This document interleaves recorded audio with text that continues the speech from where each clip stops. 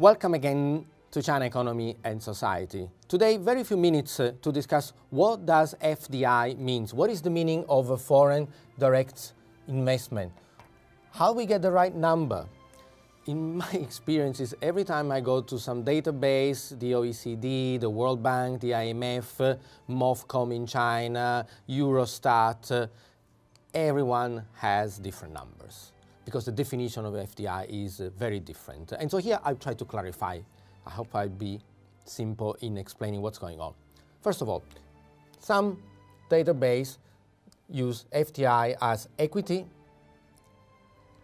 investment that exceeds 10% of the share ownership of the target company. Any investment which is below 10% does not get recorded into the FDI number. Second one, debt. Parent company lending money to either an existing subsidiary or to a new target company. That should also be included. Another type is retained earnings.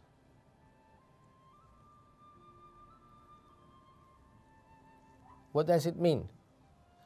Let's say we have company A investing in company B in 2016. Later on, let's say in 2017, company B has a net income of 100, let's say pays dividend of 20, and it has retained earnings of 80. This 80 is money that the subsidiary has generated, has not repatriated back to the parent company, and so this 80 is considered to be reinvested in the target company, in the target country. And so this 80 here would be part of the retained earnings and accounted for into the retained earnings part of the FDI. So these are the three main components. The other one is greenfield, of course. If a company invests into new production facility, opens up a new office, creates new jobs, that's also included in here. And finally, when the target company does a equity issue. So there is no new acquisition, but there is an increase, a capital increase. And so if the new capital is subscribed by a foreign entity, that amount would be included into the FDI numbers. And out of these five main potential definition of FDI, as I mentioned at the beginning, every database, every international organization uses different definitions. So for example, the OECD and the UN include equity, debt, and retained earnings. But for example, the Chinese Ministry of Commerce only includes, and of course greenfield, the Chinese Ministry of Commerce only includes equity and greenfield, but not debt and not retained earnings.